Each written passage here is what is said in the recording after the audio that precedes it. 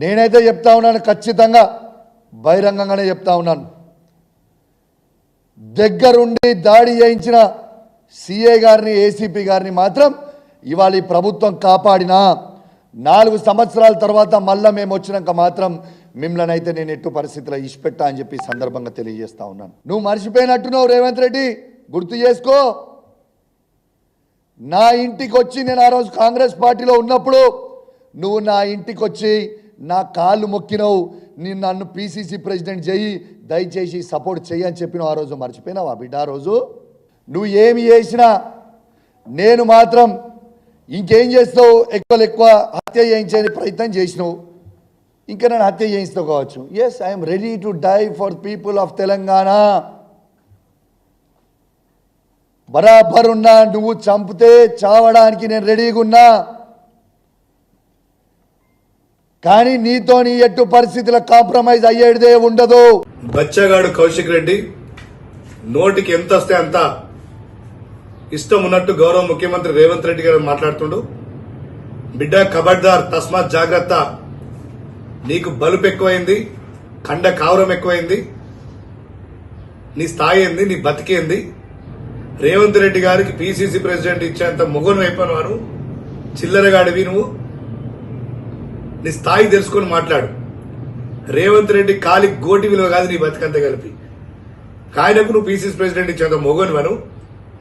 కాంగ్రెస్ పార్టీలో ఉండుకుంటూ ఆ రోజు కోవర్ట్గా మారి టీఆర్ఎస్ పార్టీకి ఆనాడు కేసీఆర్ చెప్పులు మోసుకొని ఇక్కడ కోవర్ట్ చేసి ఎమ్మెల్సీ పదవి తెచ్చుకుంది నిజం కాదా?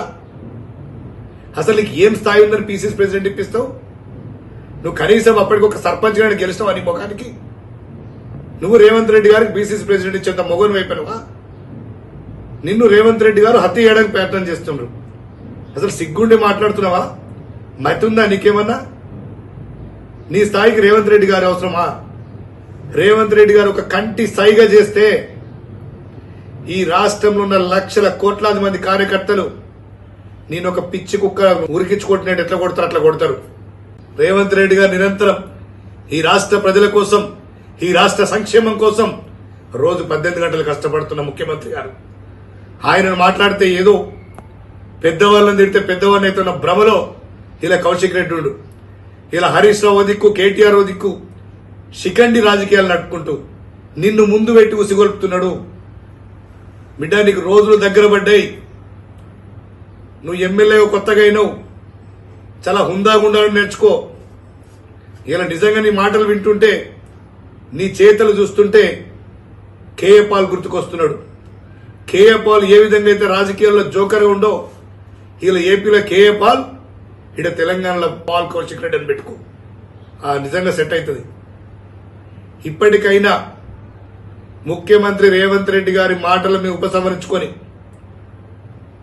ముక్కు నేలకు రాయకపోతే యావత్ తెలంగాణ రాష్ట్రంలోని కాంగ్రెస్ పార్టీ కార్యకర్తలు, ప్రజలు నిన్ను పిచ్చి కుక్కను ఉరికించినట్టు కొడతారు. అసలు ఇంకొకటి, నీ మెంటల్ బ్యాలెన్స్ మీద తెలంగాణ ప్రజలందరికీ ఒక డౌట్ ఉంది. నువ్వేమైనా డ్రగ్స్ వాడుతున్నావా, లేదంటే నీకేమైనా పిచ్చిలేసిందా అనే ఒక మీమాంసలో తెలంగాణ ప్రజలు ఉన్నారు.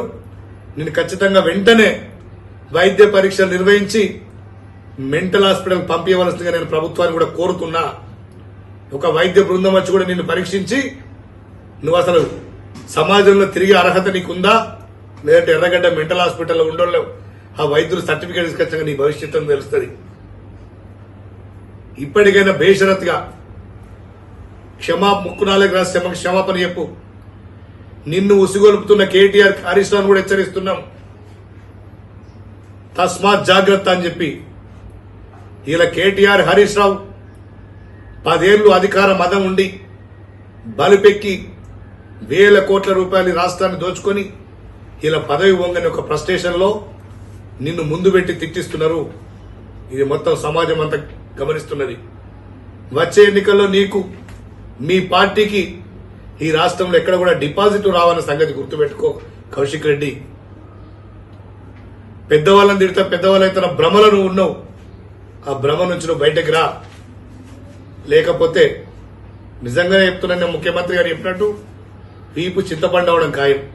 మా కార్యకర్తలు నిజంగా నువ్వు ఎక్కడ దొరికినా నీ పిచ్చి ప్రేలాపనలు పిచ్చి మాటలు మాట్లాడకపోతే ఖచ్చితంగా నేను వీపు చింతపండు చేస్తారు, నీకు బడిత పూజ చేస్తారు, నీ లగ్గం చేస్తారు. ఇప్పటికైనా ఒళ్ళు దగ్గర పెట్టుకొని ప్రవర్తిస్తే చాలా మంచిదని చెప్పి నేను హెచ్చరిస్తున్నాను.